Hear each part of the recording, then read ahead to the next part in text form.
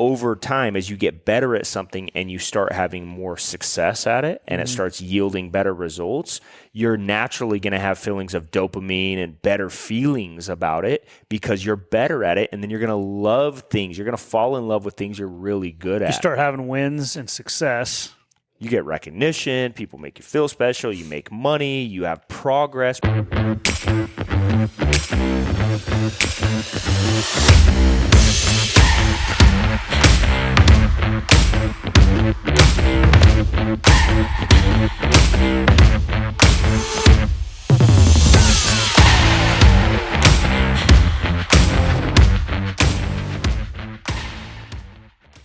Hey everybody, welcome back to Solid. This is episode 56, and Brandon and I today are going to talk to you guys about some things that I think are going to help everybody, regardless of what you do for a living, whether you're in sales, whether you're in customer service for an employer, or you work for somebody else. We cover today a lot of great things from fundamentals of sales and overcoming objections and customer service and those kind of things. And I think you're getting a lot of benefit from today. What do you think, Brandon?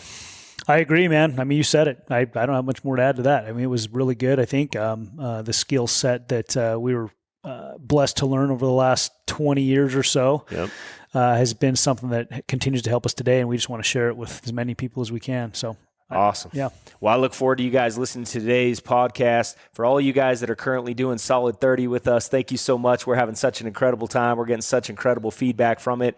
And we're having a lot of people just talk about how much benefits they're getting from doing Solid 30. So if you're not doing it with us, go back and watch the Solid 30 episode and come join us in the Solid 30 Challenge. We look forward to seeing so many lives change doing that with us. So thank you again for tuning in to today's episode. And remember, stay solid. We had some plans, obviously, I've talked about it before. We had some plans of going to sail the world and all that stuff, and all that changed. And so when we came back to St. George, health was a big focus. And then, just getting Kelsey healthy and making sure I felt confident, and she did as well. And I think that's why we've been on this huge health journey and diet and all the stuff we were just talking about.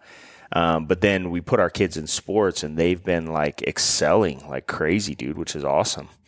Aspen is doing gymnastics, and she's at the gym 3-4 days a week, 3 or 4 hours each time, and she's only 6 and loves it. Oh my gosh. She's not burned out. We don't push her at all. She just wants to. And then she comes home from the gym, and then that's all she does. Like yesterday, she got home from the gym. She finished gymnastics. She started at 4:00. She got home at 8:00, and then went out back and was doing gymnastics till it was time to go to bed, That's cool. She just loves it. That's great. Because at that age, man, she's already incredible. Yeah. She's going to be. If you see her, dude, she's just like shredded. She's got these little strong, muscly legs. And little future Olympian. Yeah. Well, that's what she always tells us. I want to be an Olympian. That's great. That's cool. If she wants to. So we've been doing that. And then Rome has been doing incredibly well at soccer. We actually put him in baseball. Oh, yeah. And I coached a baseball team he was playing. And then he had some friends that were, while he was playing baseball, after they get done, they go play soccer together, and he just loved it. And so we put him in city soccer, where, most of those kids have never played. They never kicked a ball in their life. Mm-hmm. And he just loved it. And then in the meantime, we started putting him in this little like training facility that he could go and do some stuff, learning like some actual fundamental skills. Mm-hmm.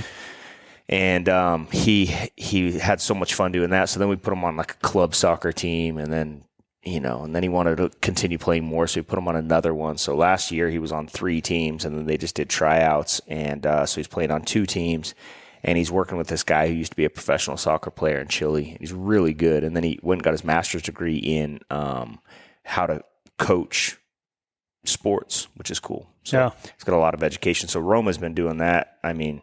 5-6 days a week, and every day. And then Zion as well. So we met a couple through Rome's soccer team. We met a couple that they have a boy who's 3.5 or 4, and he's so good, dude. It's crazy to see this 3.5-year-old kid so good at soccer. And so they met at city soccer too. We had Zion on a city soccer team. Yep. And then now Zion's doing soccer 4 days a week. So, and he loves that. That's all he wants to do, because of course his older brother's doing that, Right. So I've been crazy busy with sports, busy with just life. We homeschool the kids, and we've got the podcast, Synergy. Look at these shirts. We just got these done. They look awesome. Our uniforms are coming out. We got to get our hats and stuff, but yeah. Yeah, and then we also I've been working on that real estate deal and had a meeting yesterday with it, so it all got approved through the city of Tokerville. It did. Which is cool. It did. Heck yeah. It's approved, ready to go. Right on. So we're getting ready. It's been a long journey. It's been a lot of work, dude. Yeah. But I'm excited. So very, very excited. We had a great meeting about it yesterday, so we're getting ready for that, which is a big project.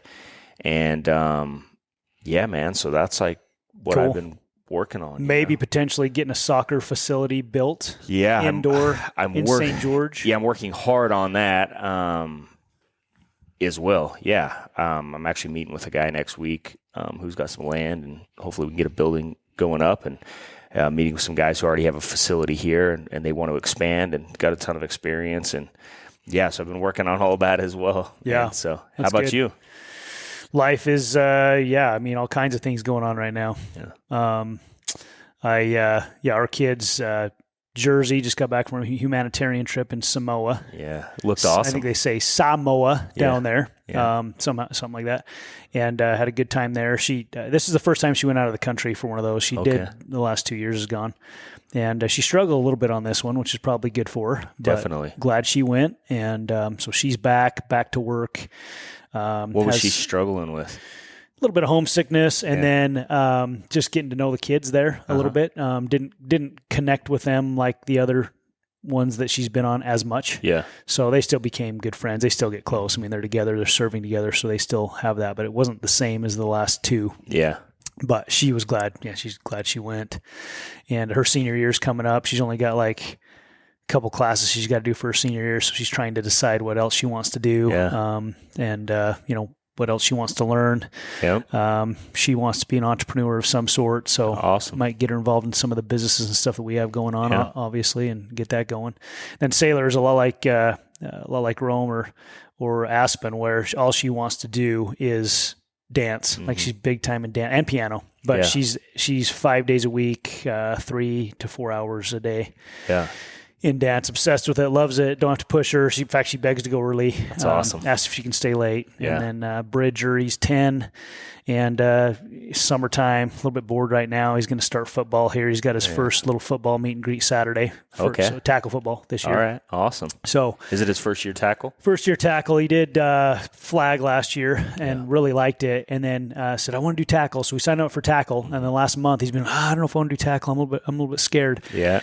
And so we're like, that's all right. Just go try, Yeah. So he'll go Saturday. He'll do a few drills, meet some of the kids there. He knows a couple of the kids on his team. That'll help him. Yeah, for sure. And I think he'll end up doing it. Yeah. And then Dodger, our youngest, he just got done with baseball. He didn't want to do baseball. And I just took him to the first practices. I'll just go with you at the practice. You don't have to practice if you don't want to. Yeah.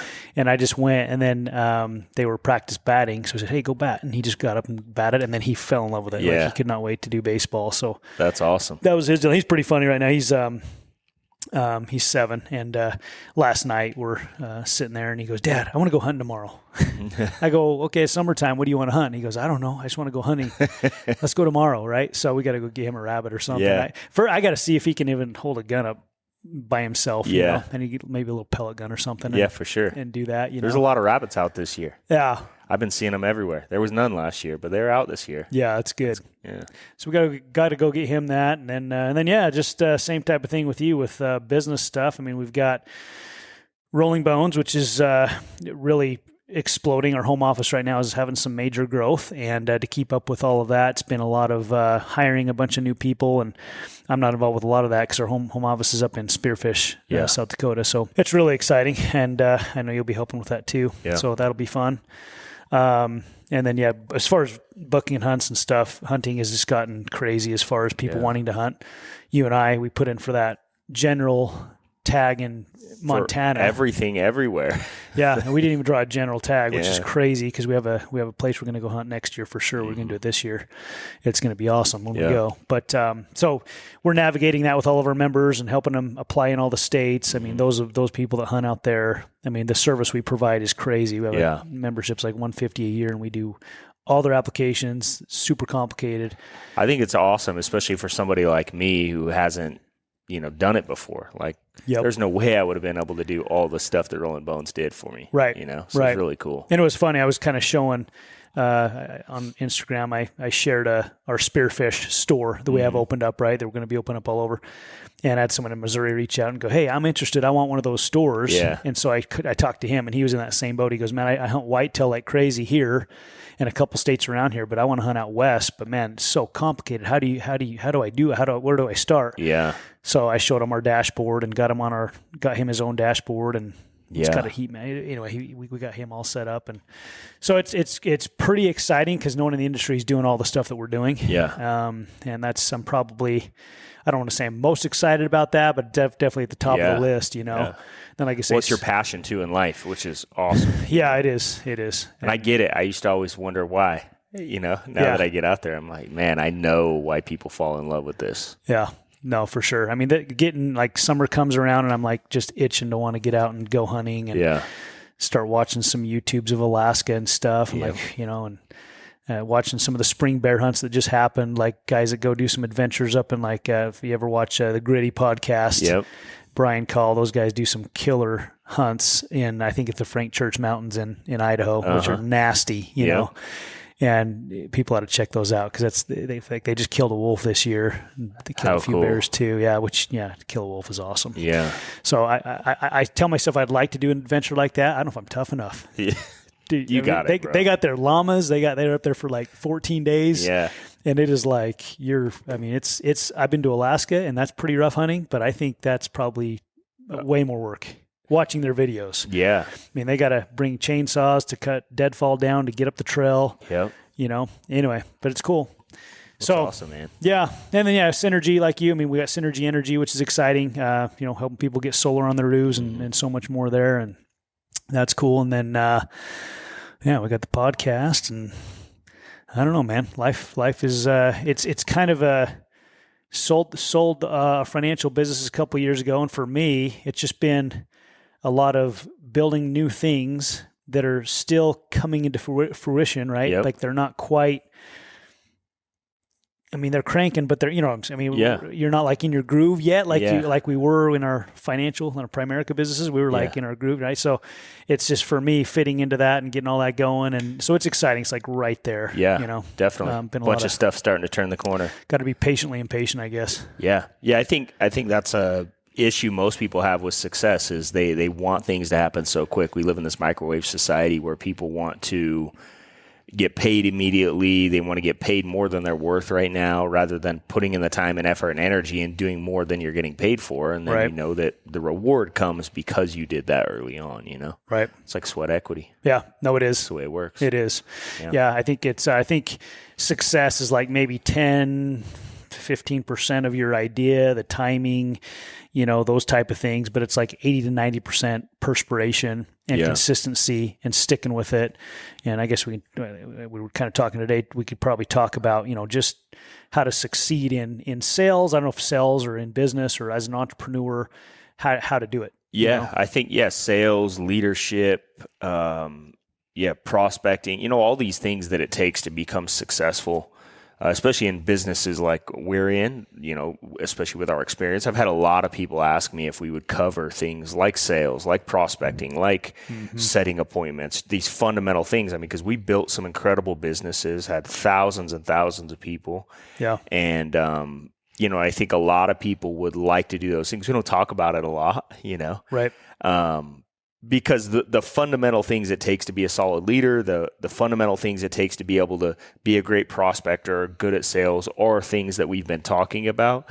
But actually honing these skills, I think, would be awesome for people to hear. Yeah, yeah, I do too.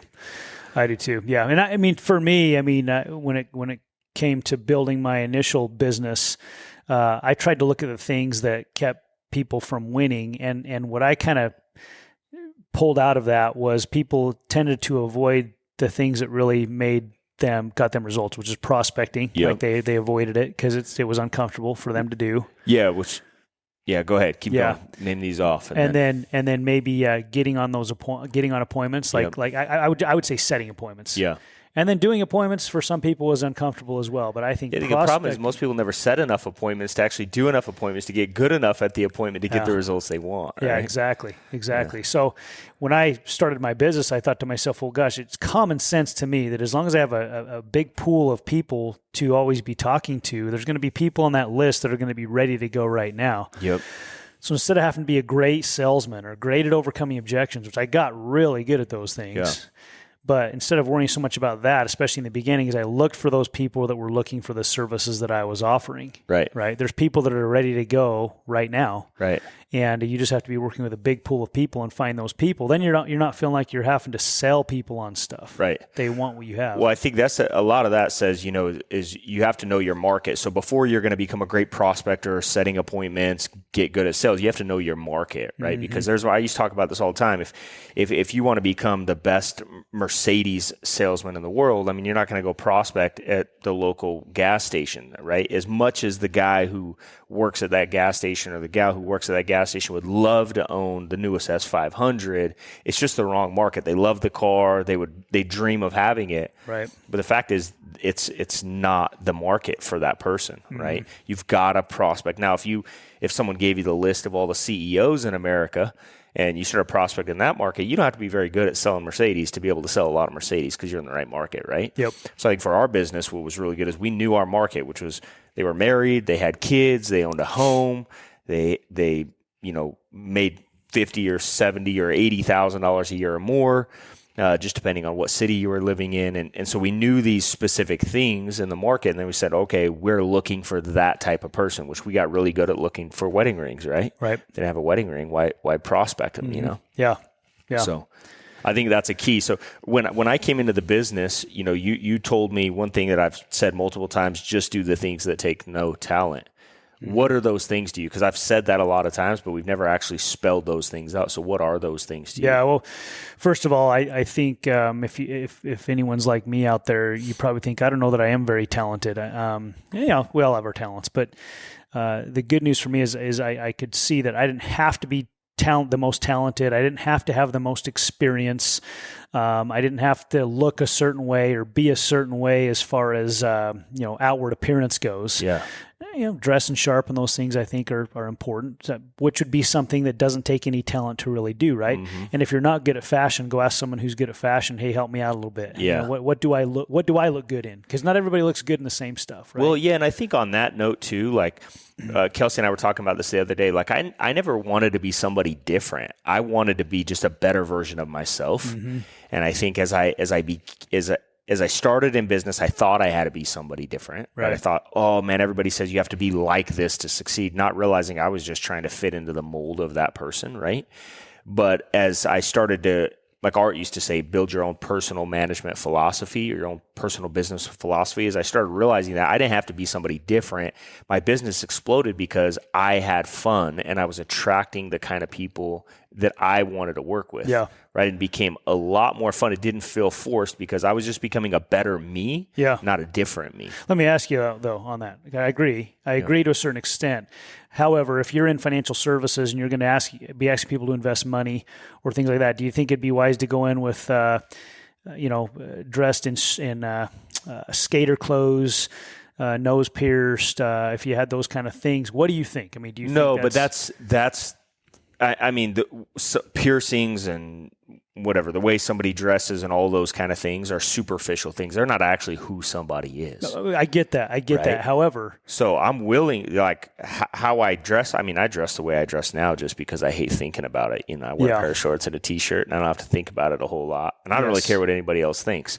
Right. But early on in my financial business and for a long time, I wore a suit. I mean, there was a lot and I would wear a suit if I needed to. Yeah. But that doesn't change who I am because of what I'm wearing. No. But reality is people judge on that, right? They do. They pass judgment. Absolutely they do. And so if you want to be successful in the industry you're going into, you ought to probably make sure you dress in congruency with whatever that industry is, right? Now, if you're going to be in a skate shop, then you dress like a skater, right? Yeah. But if you're going to be in financial services, you probably ought to think about that a little bit.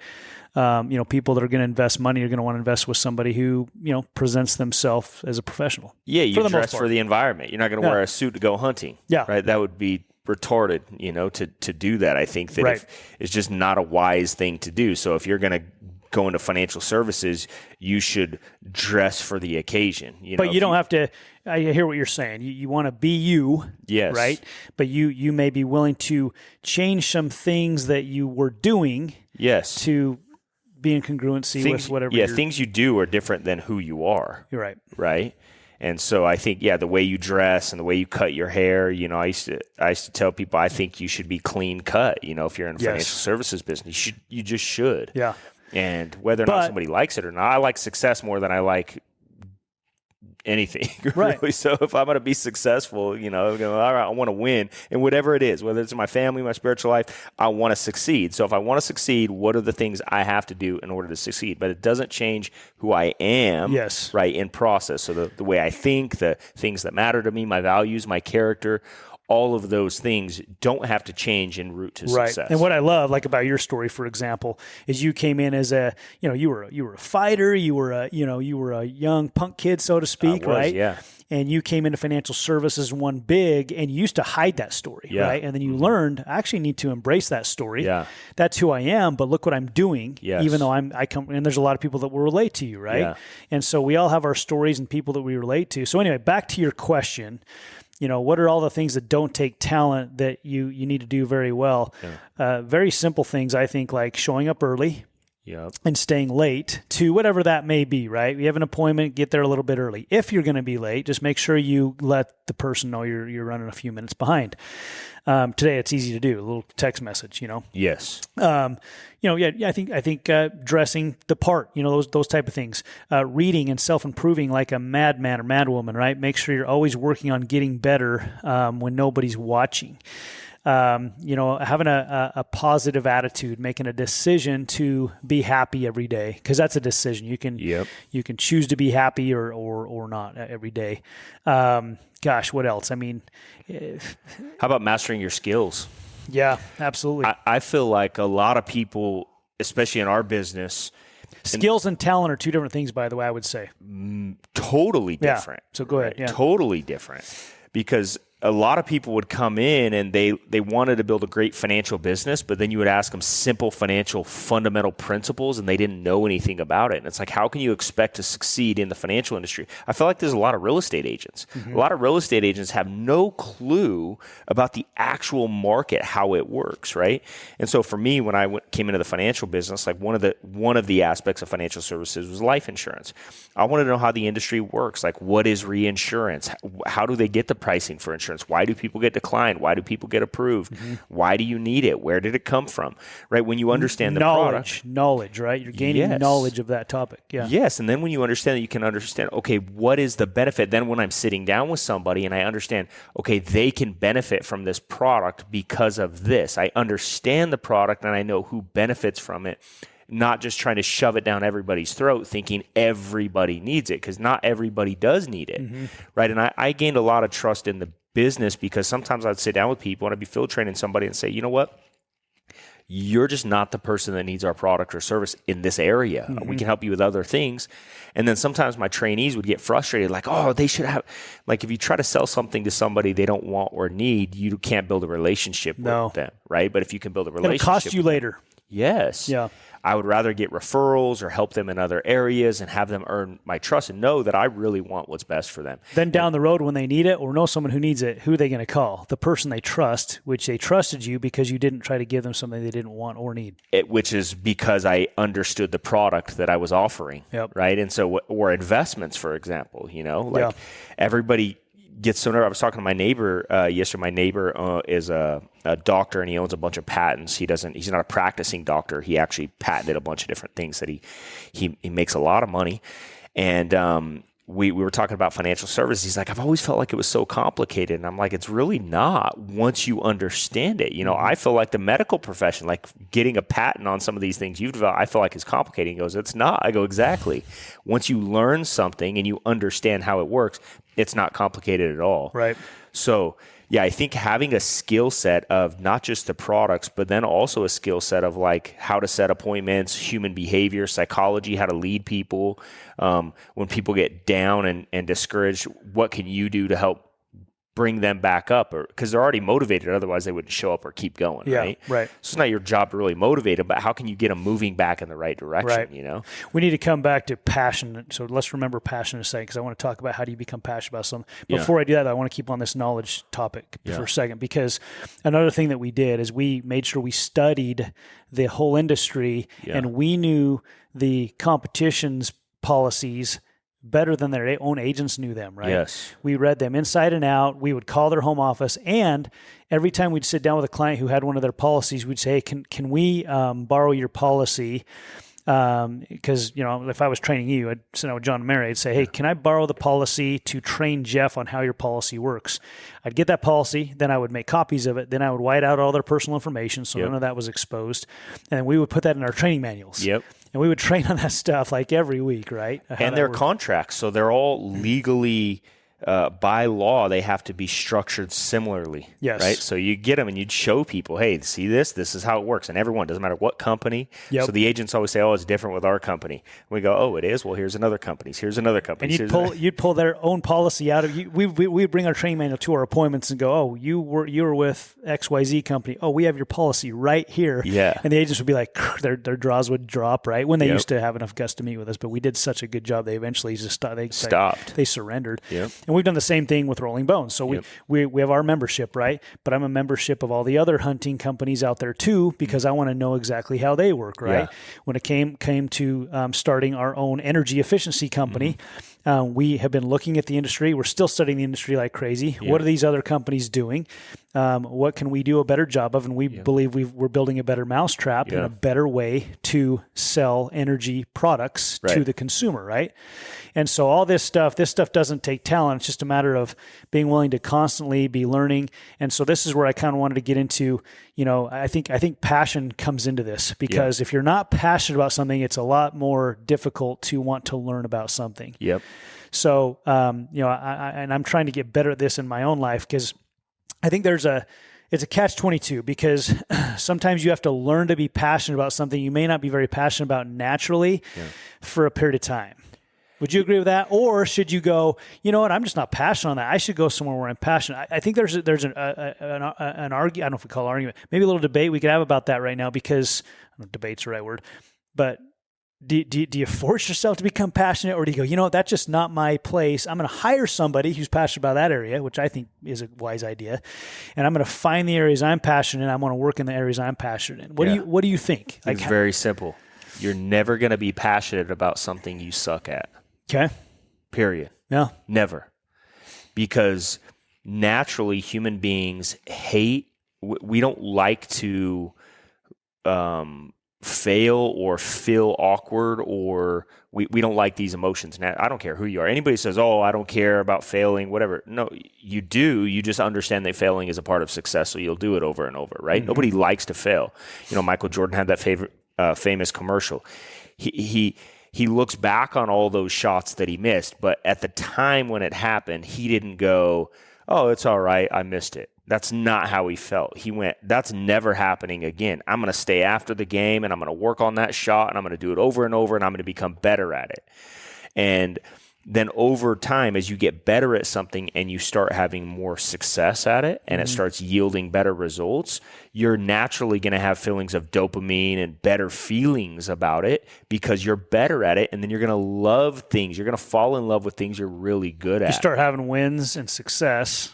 You get recognition. People make you feel special. You make money. You have progress. Progress is really the key. So are you saying, Jeff, I'm not a golfer. I don't like golf. You're saying if I got good at golf, I would like golf. Do you think that? Guaranteed. You think I would? I guarantee it. I don't know about guarantee it. Dude, think about me and hunting. I stood on stage. Yeah, but dude, I stood on stage for years making fun of people that hunt. Like you too, right? Like, why don't you go to the store and just buy? Like, it's for sale, you know. And then I go out and do it, and I'm like, oh, I get it. And it's not like at first it's fun, because it's not until you develop some skills like long range marksmanship. Yeah. You spend out time in nature and you learn about it. Even if you have hunted a lot, those first couple of days with a pack on your back hiking can suck, just because you're not used to it. And if you're out of shape, right? So it takes a lot of work to get there. Even if you're in shape, it's a different kind of work. It is. And so I just think those things. So many people are looking for the easy. They think that passion means easy or less frustrating. It's just simply not true, right? Things you're passionate about are still going to be uncomfortable. They're still going to hurt. They're still going to take time. It's still going to take the same effort, but you develop the passion through the effort and through the progress. So I've always, like, even with my kids with sports, I'm always just trying to encourage them to seek progress. Yeah. Like, as long as you're getting better at something, what else matters? Yeah. It's a great answer, man. It's a great answer. I mean, Art Williams talked about that, right? How does a football coach get his kids to show up religiously to go sweat their butt off in the middle of summer for 2 and 3 a day practices, and the English teacher can't get anybody to study for a test, right? And so there's some passion there, but it's also he's helping them. That football coach is great. Maybe the English teachers can be great at this too. They right? can. So I had a great English teacher, actually. I have to say, I did. But he's just as an example, right? The football coach is helping them get better, and if the English coach will do the same thing, it could help them get passionate about English, right? Yes. We got people passionate about financial services and I sit down with a lot of people, I'm just not passionate about it. And I'd say, well, are you passionate about winning? Yep. Are you passionate about providing a better life for your family? Are you passionate about having freedom? Yes. And recruit them to that hope and opportunity, so to speak. And then say, look, financial services is just a vehicle to get you there. Yep. Right. And if you're a competitor and you like to win, we can help you build a team and win big here. And you're going to be winning, right? Not only are you going to be winning, you're making a lot of money too. Yeah. I think it always comes back. It always reminds me of when we talk about this, the old Native American proverb where the grandfather's talking to his grandson. And he says, and they see a pack of wolves out there, and he says, you see those wolves? And he says, these two wolves are fighting. And he says, grandson, one of those wolves is envy, sorrow, despair, defeat, negativity, frustration, doubt, insecurity. He says one of them is love, excitement, joy, happiness, fulfillment, progress. And the little boy says, well, grandfather, which one's going to win? And he said, whatever one you feed, right? And it really is what success is. Mm-hmm. It's like when you're always going to have these dual-sided emotions, which is why you get on social media and everybody contradicts each other. You have all these gurus and they contradict each other. Well, they're contradicting each other because they just chose to feed different sides of the equation that motivated them. And so we just have to find out. As long as we feed the thing that gets us closer to our goals. And I used to have this saying in our business all the time. People call me, I go, okay, if you're frustrated, I just want to know, what does this have to do with you winning? Because if it has to do with you winning, then we need to find a solution. Mm-hmm. But if it has nothing to do with you winning, forget about it and let's move forward. Like, we don't need to spend any time or effort and energy. It's not a real problem if it doesn't have to do with you winning. Right. And winning could be in different things. It doesn't have to be just with, in our business, we dealt with money, so we're talking a lot about money. And whether it was other people's money, us making money, us getting results. And so a lot of times that's what it meant. Is like, look, are you making money? Are you getting results? Mm-hmm. Are you helping somebody else's family get financially independent? And so if you're focused on the right things, if it didn't have anything to do with you winning, what are we talking about it for? Right. It's good. Then we're not focused on the right thing. That's right? good. And then we can go back to those fundamentals. Yep. The fundamentals: prospecting, setting appointments, doing an appointment, overcoming objections, having a positive mental attitude, having a game plan, having goals, knowing where you're going, those kind of things that are super important. Yeah, it's good. It's good. So, I think, the moral of the story here so far of what I'm getting, and what I believe anyway too, is you need to figure out, okay, what do you want in life? Mm-hmm. What do you want? And then what vehicles have the potential to get you what you want? It doesn't really even matter what the vehicle is, as long as it gets you everything you want. So again, in our financial services career, I didn't grow up thinking, man, I can't wait to grow up and go sell life insurance and mutual funds.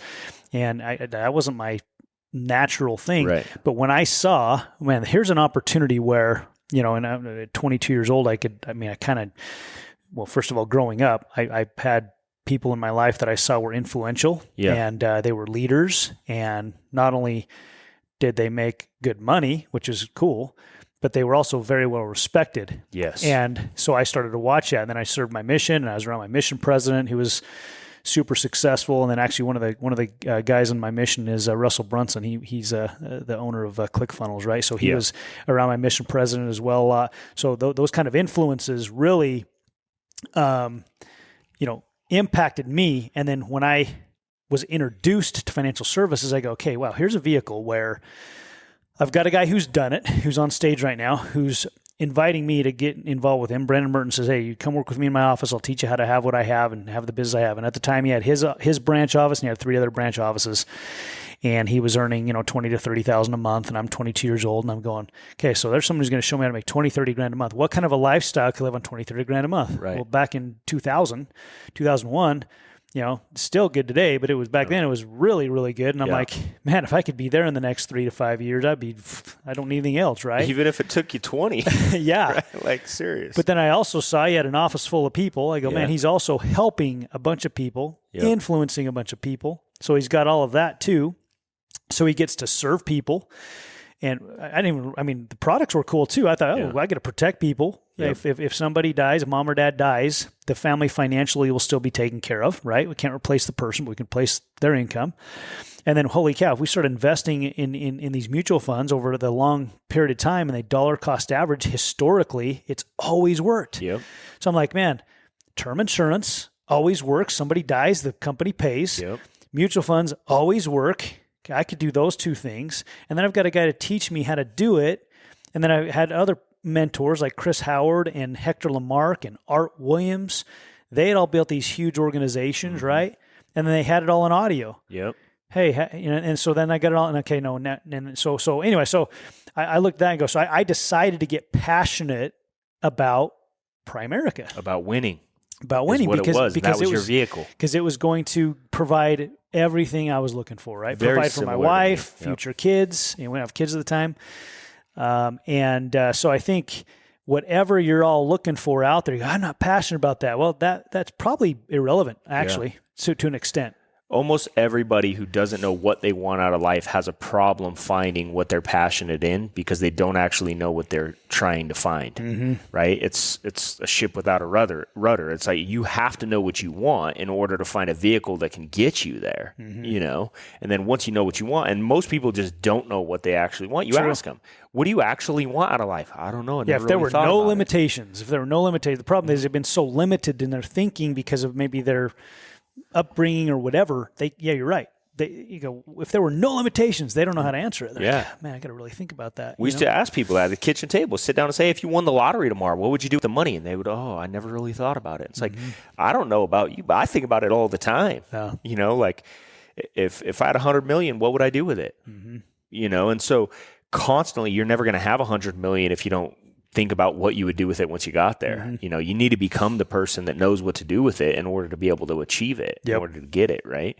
And so, for me, coming into financial services, it was like I was passionate about 2 things: about winning, becoming successful, because nobody in my family had ever been successful.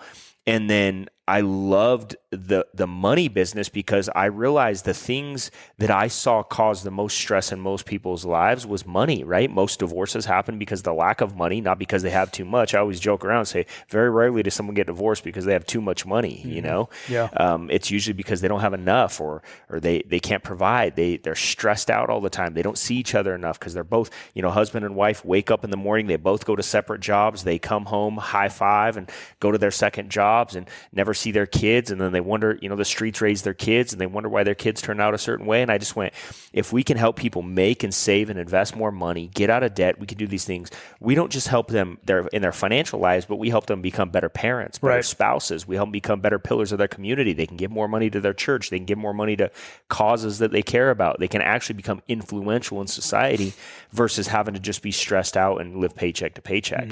And so I got very excited about teaching those financial concepts, but then I got excited about winning, which was a lot of leadership. Like, how do I teach someone to go share that with the world, because the number one problem, I don't care what business somebody's in, the number one problem people have in business is obscurity. People not knowing who you are and what you do. Yep. You told me that when I moved. You go, Jeff, your goal is, when you go to Boise or when you go to Las Vegas, your number one goal is to get everybody in that city to know what you do and who you are. If you can get everybody there to know those two things, you can build a big business. Yeah. It's true. Yeah, and it's a big goal, but it's something that keeps you going every single day. Yeah. And so I think, the thing that you got to break it down to, once you have that vehicle, once you know what you got to do, now you got to start you got to start doing your prospecting and doing your appointments and all that. Yep. And so, and I think in any business, it works very similar to this. So in our financial business, it was my goal was I had to be on 2 appointments a day. Yep. So what do I need to do to be on be in front of 2 families a day? If I just present to 2 families a day, 4 days a week, I'll never have to worry about money. Right. Blake, you're not mic'd up, but you sell windows, right? He's recording here today. If you could do 1 window presentation per day, would you succeed? Well, it would just be asked, what are the numbers? I would say, what are the numbers? Well, I had an 85% close ratio. 85% close ratio. That was like at my top. It was anywhere from 60 to 80. So if I could run, probably 6 appointments a day, 4 of those would close. So you'd be doing 4 deals a day. So four deals a day selling windows, that's a lot of money though, right? You make good money on 4. So what if you just made 1 deal a day though, is what I'm asking. Oh yeah, 1 deal a day is great too. Which I get you. I get that's not your goal, right? But my point is like people that are looking at a business and they're just getting started. I mean, what do you need to maybe initially make your initial goal? Like some people go, I want to make an extra $1,000 a month or $2,000 a month. Okay, so break it down. How many appointments do you need to do? How many presentations do you need to do per day to do that, right? And so in my business, I wanted to make a 6-figure income early on. And so I knew if I did 8 appointments a week, I'd close 3 clients a week, which would be 12 personal clients a month. And if I was a, regional vice president on that, I was making $20,000 a month. Yep. So on your own pen. My own pen, right? Yeah. And even as a part-timer, I was making 30 to 50. Yep. And then I was always duplicating and training. So in order to get on 2 appointments a day, this is all, I tell people this and I don't know if they really believe it because most people just didn't ever do it. But all it took to do that was I had to find 3 new interested people every day. Yep. And I generally only had to talk to 5 or 6 people to find 3 interested people. So I didn't count them as a prospect until it's like if I talked to you and you said, yeah, I'm interested in hearing more. And I talked to you and you said that. And then I would get your name and number and you would be basically on my list for an appointment. Yep. Jeff, I'll call you in the next 12 hours and we'll set up a time to meet. So I'd get your name so that I got 3 a day, 5 days a week for like 3 years. That were in the market. People that were married, had kids, owned a home. Did that for like 3 years. And you teach how to prospect that. Yeah. Right? And then I trained on how to duplicate that. And in 7 years, we're making a 7-figure income. Yeah. Well, and that's it. Crazy. Because if your goal make $100,000 a year, then in order to grow your income, all you have to do is teach other people to make $100,000 a year. But you have to be able to do it first. You have to learn these fundamental skills. And I think people want to skip the part of learning the fundamental skills. Yeah. And they want to make the 7-figure income before they learn how to make a 6-figure income with their skill set, right? And so like when you're talking about prospecting, that was one of the things is I knew I had to look for someone with a wedding ring. And then I had to ask them, oh, hey, what area of town do you live in? And they would tell me and I go, oh, what made you decide to buy there? And they would go, oh, I just rent. Well, now I know they don't own a home. So I would learn these things. Oh, really? Did you decide to live in that area of town? So for the schools for your kids? Oh, well, I don't have any kids, right? So I would ask these questions that told me without having to say, oh, are you married? Do you have kids? Do you own a home? I didn't have to ask them those things. I knew if they got a wedding ring on. Oh, did you? Where do you and your wife live? Oh, I'm not married. Or whatever. So you can ask these simple questions when you're prospecting and meeting somebody to find out if they're married, they have kids, they own a home. So you get 3 to 5 of those a day. Mm-hmm. 5 days a week. That's if you do it 5 days a week, 5 a day. That's 25. That's 100 a month. 100 new prospects. Yep. And I just tell someone if you get a hold of half, right? 50. That's 50. 50. You set something with half. It's 25. And half show up. It's 12. You're golden. Yeah, because if you do appointments with 12 of them, you're going to close 4, 5, 6 of them. And as a part-timer, you're going to make a couple grand a month part-time. Exactly. You duplicate that with 4 people, and now you're making 20 grand a month. Yes. Isn't that crazy? And so it's not very hard. So when that prospecting, so that's the first step is prospecting I want to talk about. Another thing is setting appointments. I think, so once you've got this prospect, so I don't care what business it's in. One of the things I've realized that in most sales, salespeople are horrible at following up and setting appointments, right? Following up and getting in front of the decision maker, right? And so setting appointments was an important thing that we could get in front of the decision maker, which was getting in front of a husband and a wife, right? So we could get in front of both of them. The husband can say, oh, I need to talk to my wife. The wife couldn't say, oh, I need to talk to my husband. We can get in front of them both, and we just determine whether or not it's good for them. So when you're setting in appointments, what are the things that you would do? I know you had a system. What would you say? How would you get these appointments with somebody? You just met them today, and yet you're setting an appointment with them and going to end up at their house tonight or tomorrow or next week or something like that. Well, I think you got to capitalize on the fresh lead, the fresh name, right? So like if Lexi was at the store and she met the cashier and said, hey, my husband and I have a business. We're looking for some help right now. Would you be open to making a career move if the money was right or even a part-time income? And they say yes. She'd get the name. She'd give me that name. I would call it right then and there. Hey, Jeff, this is Brandon Neil. How are you? My wife met you at the store today. Listen, I'm looking to fill some key positions in my firm right now. Are you locked into what you do right now to keep your options open? It's like always, I keep my options open. Yep. Wonderful. I'm in the financial service industry. There's a huge need for what we do right now. We're so busy. We're dizzy. I'd like to meet with you in the next day or so. Do you have some time later today, or would tomorrow be better? Yep. And I'd set up the time to meet with you. Now, I'd say, Jeff, if you were to make a career decision, who other than yourself would be involved in making a decision? Would it be your wife? Yeah. Just to save both of ourselves time, when would be the best time I can meet with both you and your wife together? Would you be comfortable if I came to your home? Yeah. And if that was the case, if I could get in your home, yeah, done deal, right? Yeah. So that was it. Now I haven't done that for freaking 6, 7, 8 years, and I still got it down, right? Yeah. Because I did it so many times. And so once you get it down, you don't have to, you got it, right? It's like riding a bike. Yep. And then you can teach it and teach it and teach it. And I think it's also important when you're prospecting and setting appointments that you have to be willing to mess up, right? And do it over and over and over and say that over and over. You're going to mess it up a few times because no matter how many times you read it, no matter how many times you role play it, which you should read it a million times, you should memorize it, you should role play it a million times, but until you actually use it, the skill set is never actually going to be built. I'll tell you this. I listened to audios on that script because I got that script. There were several leaders in our company that had that similar script. And so first of all, I lived in Salt Lake, but I was building a team in St. George, Utah. It's a 4-hour drive. I would listen to audios all the way down, all the way back, no distractions, and actually really listening and paying attention. Yeah. So when I did a presentation, I sounded like Hector Lamarck. When I was prospecting, and I just sounded like those that I was listening to. Yeah. And so it was hours and hours and hours. I figured I could either go to college for 4 years or I could just really get great at this and become a master. Yeah. So, like we're talking about mastering those skills, then you do become, then you do gain talent, I think, from that, right? And then I would go speak and train other organizations on this that would ask me to come and speak. And I would just train on this stuff. I was doing it, first of all. So I was doing it and getting results. And so when you're getting results, people want to know what you're doing. And all you're doing, look, all the information's actually out there. Just there's very few people actually willing to get the audios and listen to it or read the books that talk about it.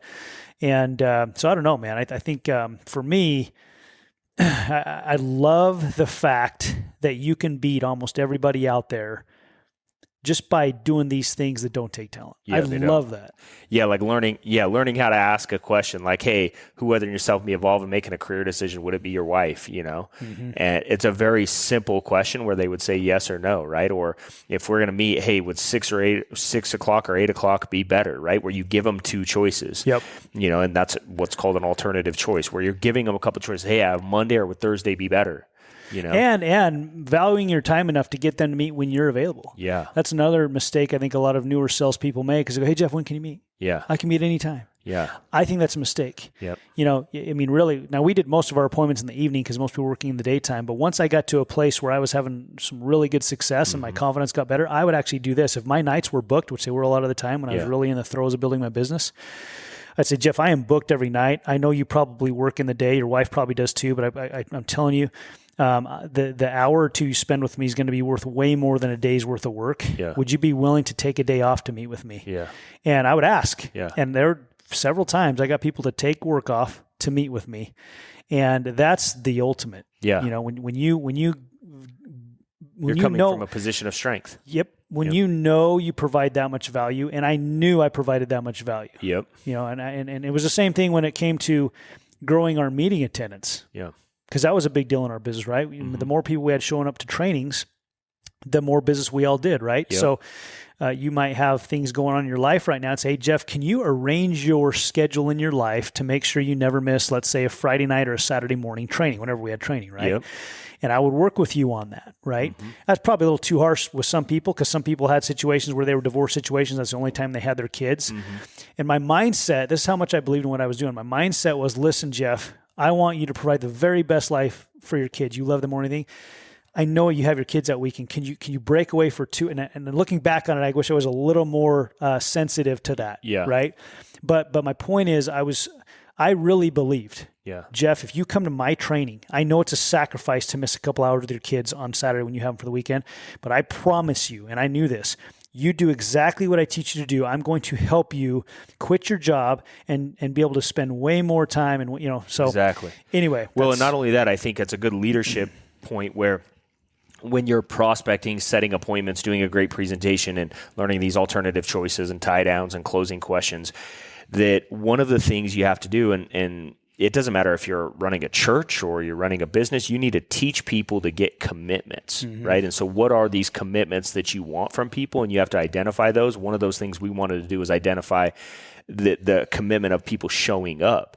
So we ask them, hey, is there anything that you can't get out of on Tuesday night for about an hour if they were going to come down to our meeting at our office, right? Or if for training, say when we were recruiting somebody, say, hey, we do trainings whatever day, Tuesday and Friday night. Is there any reason you couldn't rearrange your schedule to commit to showing up to those? Sure. And I'm not saying you have to right now, but is there any reason you couldn't rearrange your schedule in the future? Because I want to let them know, like, hey, if you're going to be successful, you need training. Yeah. And so you have to be willing to adjust and adapt and show up to those trainings in order to become successful. Yeah, if somebody wants to get fit, but they never can make it to the gym, they're not going to get fit, right? Exactly. So if you really want to get fit, you're going to have to make some adjustments. You're going to have to make some arrangements, right? And you can't just expect that people are going to do it. You have to teach them how to get those commitments. You have to teach people how to become leaders. You have to teach people how to get commitments. Yeah, you do. And by doing that, it also helps remind yourself too, which I think is good. Yep, I do too. So, what about like objections? Right, you get objections. What are the most common objections that we get in business? I don't know if this is for me. I need to think about it. Don't know if I could do it. Yep. Right. And so all these things are what you got to train on how to overcome those things, right? Yep. So let's just take, I don't know if this is for me as an example, or maybe I don't know if I could ever do this, right? And you already alluded to this earlier with the doctor, right? But let's say, Jeff, you're, I don't know what you're doing right now. You're a mechanic. Mm-hmm. Jeff, were you born being a mechanic? No. You weren't? No. You learned how to do it? Yeah. Went to school. Okay. Yeah. If I was willing to learn how to be a mechanic, could you teach me how to be a mechanic? Yeah, I think so. You could? How sure are you could teach me if I'm willing? Positive. Like you're 100%, right? Yeah. Even if I go, I don't know if I could ever learn this. Yeah. You could still teach me. If someone's going to pay you, hey, Jeff, train Brandon, I'm going to pay you extra to train him, you would do it, right? Yeah, absolutely. As confident as you are of that, I know what I do. My business is very simple. It's pretty much just words. I can teach you exactly what words to say, and I know I can teach you how to do what I do. The difference is what I'm going to teach you how to do is going to double and triple and quadruple your income in the next 2 or 3 years. That's the difference. So does that help you a little bit? A little bit, if I can, look, I know you don't know everything right now. You're going to watch me at first. Yeah. Just like if I came in to be a mechanic, I would watch you do it first, right? Yeah. But I'm going to get you there, man. It's just one step at a time, all right? Yep. No big deal, no risk. I mean, look, you get to start with me on a part-time basis. I'm not asking you to quit your job or anything else. Right. But if you keep doing what you're doing, are you ever going to get to where you want to go? No. You've got to make some changes, right? Yeah. So we're going to make a little bit of a time commitment. Kelsey, would you be all right if I took Jeff out a couple nights a week, if we could bring in an extra couple thousand a month part-time? Yep. Great. Let's do it. Okay. Awesome. And she's like, oh, heck yeah, take him out, right? Yeah. Get him out of here. Yeah. Right? Not really, because she wants you home. Yeah, no, I think when you're overcoming objections, it's just important to remember, what is the objection? Then an overcoming objection with questions. Yeah. So often people, they just want to tell rather than just asking a few questions. Hey, like you just said, if you're a mechanic, could you teach me how to do it? Yeah, no problem, right? Yep. Mine's just words. You know how to talk, right? Right. Instead of saying, oh, you could do it, Jeff. You could do it. Yeah. That doesn't work. Yeah, it doesn't. Because if they've already made the decision, so nobody's ever going to call themselves a liar. It's like tell somebody they're a liar and watch how they respond. You know? So you need to just get them to say it but just by asking simple questions. And if they don't want to do it, they don't want to do it. But you can ask them some simple questions, and if they say yes, then it's a yes. Sure, you know? Absolutely. So what about this one? So I think there's a couple of these that are tough, but I think one of the biggest objections people get they do not know how to overcome is I want to think about it. Would you agree with that? Like they say. Yeah. So. Yeah, I mean, I think it's a huge one. If it depends on what it was. Like if it was for, life insurance, for example, I would just weigh out the benefits. I would say, so, Brandon and Alexi, what is it exactly that you need to think about? Is it I'm offering you 3 times the coverage for less money? Is that what you need to think about? That makes sense. Is it that, that when I leave here tonight, your family's going to be more protected than when I showed up? No, I mean, I guess that makes sense too. I mean, is it that I'm providing more value or more benefits than what you currently have? I mean, what part of this exactly is that you need to think about? I mean, I guess you got a good point there. Okay, so Brandon, if there's no obligation tonight, because we still got to get you covered. I don't even know if I can get you covered for sure. That's something you still got to apply for, because it's not something you buy, it's something you have to qualify for. Yeah. So if I still have to get you covered, get you qualified for, but you still have all of these benefits from when I leave here tonight, if you're conditionally covered, it would just make sense to move forward, wouldn't it? Yeah. Guess so. Cool. So we'll see if we can get you qualified, okay? Awesome. Yeah. Awesome. Another way you could do it too that I really use that seemed to work really well is you go, I want to think about it. Jeff, what exactly is it that you want to think about? What part of this, what I just shared with you, is it that you need to think about? Just the reason I'm asking, Jeff, is I want to know what information you need to know to feel 100% confident with going ahead. What is it that I left out or missed that you need to know for you to go ahead? Yeah, so that could be, I just want to make sure that this, if it's policy, this policy is better, this investment is better. Okay. So can I go over that with you one more time? And I want you to ask those questions because I want you to be one. Here's the thing. The last thing I want to do is I don't want to walk out of your home tonight and have you go, did I make a mistake? Yeah. Okay. I want to walk out of your home tonight and go, oh my gosh, I'm so excited that I made the right decision. Yep. Okay. So there's something, if you're still saying I need to think about it, that's okay. But I would rather get you to a place where you go, I don't need to think about it. This makes total sense, and let's go ahead. Yeah. Right. Yeah, I think, when you're overcoming objections like that with people, and you ask those questions and figure out that does give you the information. Where a lot of people, they'll just sell a product, and like for us, I think the benefit of life insurance was that we got paid more money if the client kept it long term. Right. So it wasn't like we weren't just trying to say sell, leave. No. We were trying to actually build a relationship. Lifetime clients. Yes. Make sure they wanted it. Make sure that they were going to keep it. My bad. Make sure that they were going to keep it. And those things helped a lot, Yeah. We got a dog in here. My boy just opened it. It's all good. What's up, Ruffy? So I think that asking those questions to make somebody feel comfortable is important. And it, to me, I would think that it didn't matter if you were selling cars or houses or whatever. It's the relationship that matters the most. And so asking those questions and helping somebody feel comfortable is good. For us, we got paid more to do that. So our pay was actually based on it. So having to really overcome these objections up front, I think was so good for us. And most people don't realize the blessing because, maybe if somebody sells a house or a car, they might sell something. If somebody's not really excited about it, they don't want to refer somebody or they don't want to do business with them again. Yep. Where I think if you're going to be in any other business, you want to make sure that if they ever purchase that product from any other time in their life or their kids or anybody in their family, that you're the one that they go, you have to meet this person. They're a pro. Agree. One more I think we should cover for sure, at least on this one tonight or today is someone says, oh man, I'm just so busy. I'm just so busy right now. I don't know if I can squeeze so slow. I'm just too busy, Jeff. I don't know if I can meet with you right now. I mean, can I get back to you? Can I get back to you later? Yeah, for sure. But let me ask you this. I mean, what are your current time commitments right now?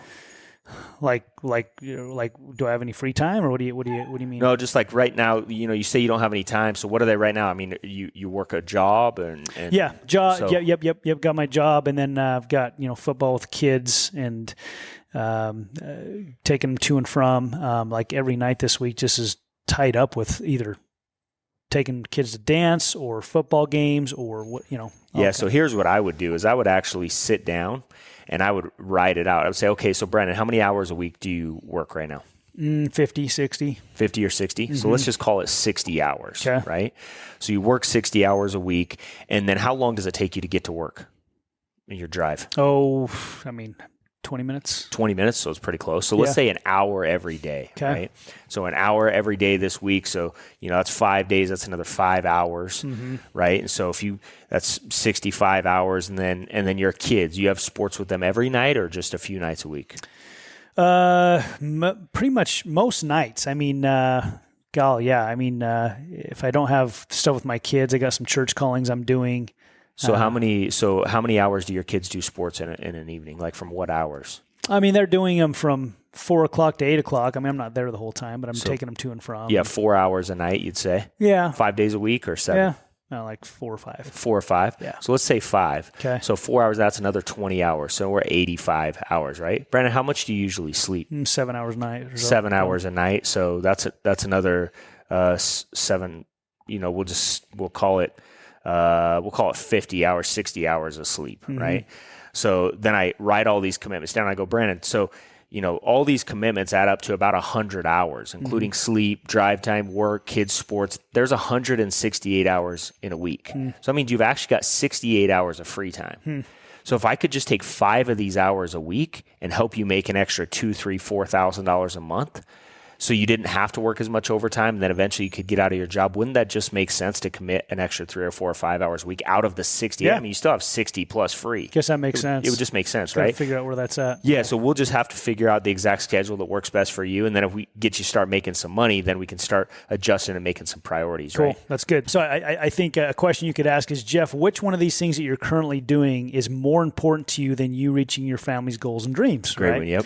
And you ask that question. And it might be the same way if I'm trying to set an appointment with you. Let's just say it's that, and obviously you don't have time to write everything out for someone like that. I might say, so Jeff, you're just totally slammed right now. I totally understand.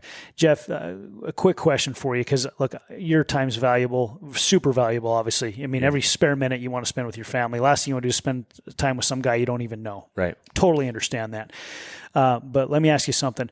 If I have something that I'm going to provide for you and your family that's going to enhance your current life with your family, could you budget 30 minutes to meet with me, an hour to meet with me, if I'm going to drastically help you have it? And now, look, you got to have a product you believe in, right? Like Blake sells windows. How would you do that with windows? Well, look, Jeff, you're losing a lot of heat or whatever in your home, heat and cooling in your home that's costing you extra money, that's taken away from you providing a better life for your family. Yep. I just need 20, 30 minutes with you. That's all. And I can help you. Yeah, so that would always be the way I would overcome that if somebody was doing like, oh, I got Monday Night Football with my buddies, or I'm in a bowling league, or I play soccer or softball or something like that. Which one of those things is more important than you providing for your family? Yeah, right. Right. But if it's like you were just saying, like, hey, I've got my kids and I've got a church calling and those kind of things, because for me, those things are very important. I understand. And I know with a lot of people that legit had important things going on like every night. Those are the people I want to work with. Exactly. And that's the thing that people need to remember. If they're the kind of people you want to work with, you don't want to change the kind of people they are. Yep. You want them to have those priorities. So I don't want them to cancel the things that are important to them. I want them to be able to adjust and work within that thing so they can continue being the kind of people they are, and we just make their life better. Right. So I think that's, and so if somebody said, hey, I just have church callings and my kids and my family, and they're really busy doing things that matter, then I just need to figure out where can we truly find some time. And they have time. Everybody's got time, right? Sure. The people you want to work with are busy people. But if they're just doing stuff, wasting time, they're hanging out with their buddies and they're grown men or women playing sports. I mean, come on, they're not going to become pros. It's not going to help them live a better life. Then that would be the question I would ask them. Which I would list them all out. Which one of these things is more important than you providing a dream life for your family? Yeah, amen. That's good, man. I think it's been really good today. I think we've got to end up here because you got to go. But maybe we could just finish up with, as you're building a business and you're going through all this, how do you maintain, I've got an answer, I want to hear your answer. How do you maintain a good, positive attitude? Because things don't always go perfect. You don't always have the best days, but overall, I was always pretty positive and excited, way more than I was down and depressed. Yeah. How did you keep excited? How did you keep a positive attitude? A couple of things. One is goals. So I was still do write my goals down in the morning, and at night. So knowing where I'm going, you talked about showing up early, staying late. I've always done that, And so if I show up early to an appointment, then I'm going to review my goals before I go in there. I want to remember, I'm also asking a lot of these people to join me. So there has to be a reason why they're going to join me. I got to know, what am I doing? What am I trying to achieve? Yep. And if they're the kind of people that want to go achieve something similar to me, we're going to work really well together, right? Good. So having goals. And then I also was constantly self-improving, still do. I'm always reading something. And so every day I'm reading 30 minutes to an hour of some sort of self-improvement book that reminds me of the thoughts, but then how to handle situations. What's interesting when you're a self-improvement fanatic is it seems like every book you're reading has that situation happening in your life. And it always gives you the tools to handle it the correct way. It's like you read what you're supposed to read when you're supposed to read it. Yeah. So versus just reacting to it and like, oh, you just react a certain way. It's like, oh, I have these actual tools to handle this situation. And then the last thing was I've always been pretty good at understanding I can't control what happens to me, but I can control how I respond to what happens to me. Right. And so if I respond in a positive way, I can expect positive outcomes. If I respond in a negative way, I should expect negative outcomes. Yeah. And so I've talked about this before, always thinking about, should I pour gas or water on this situation? If it's someone getting promoted, making more money, someone having more success, I'm going to pour gasoline on that. Right. And if it's a challenge or an issue, I need to pour water. So how do I just handle that situation and get it dealt with? It's good. And those things help me just move forward. Good. Yeah. I would agree with all of that. And something that I would always be very aware of, and I think I just learned this growing up, learning work ethic is when I do good, I feel good, right? Yep. And so I always wanted to make sure I was doing good things every day. I knew that even if I had an event that took place that maybe took the wind out of my sails for a minute, that it was super important that I still made sure that I did good things that day, right? And I went out and for me building my business, I made sure I did my prospecting and I had my appointments set. So if I had something bad happen, I had appointments set for my future to look forward to. Yeah. Or I just hired some new people that I have to look forward to get with, right? Or my best guy quit, right? Your best guys don't quit, but my best guy quit, but I got 3 more here. Or I got these 5 guys I met prospecting that I'm going to hire one of them. I'm excited about all 5 of them. Yep. So I would always be conscious that I needed to have things to look forward to. Yeah. So if I ever got close to where I was running out of that inventory, so to speak, it would shock me into picking up my activity because I knew that would keep me positive and excited as much as all the other things, goals and everything you talked about, self-improvement, all those things are all important. And so, but I just wanted to make sure I had a tangible good things to look forward to. And I always felt good about me because I was doing what I was supposed to do for the most part when I was supposed to do it. Not your perfect, activity. but that activity. Yep. It's like you said on your Instagram the other day, 2 things you can control, your attitude and your activity. Right. And you have to control those 2 things. It's not just the 2 things you can control. It's the 2 things you must control if you want to succeed. Yep. And that activity is crucial. It's like if you have, 5 appointments set tonight and someone calls and reschedules, you're glad, not sad. But if you have 1 appointment tonight and it calls and reschedules and now you have nothing going, you're like, dang, man, and that was in your control. Right. It wasn't out of your control. It was in your control. And it's your responsibility to double book, overbook, right? And so you make sure you always have enough activity in order to achieve your goals. And if you do the things that that you have control of, which are your attitude and your activity, then you're going to be excited at all times, Amen. So, all right, man. Well, good job today. Thanks, dude. I appreciate it. It was that awesome. Flew by Thanks for all those questions. Yeah, we had our guests actually cancel today. So Jeff and I just said, well, I guess it's just us. Yeah. We just we went for it. Turned out good, man. I'm excited. Yeah, and I think this stuff helps a lot of people, and it doesn't matter even if they're at a job, man. Even if they're a job that's not in sales. I mean, customer service and asking people questions and overcoming objections and learning these things and how to handle situations. It helps everybody, So I'm excited about people getting a lot of benefit from today. So thanks, me dude. too. Thank you.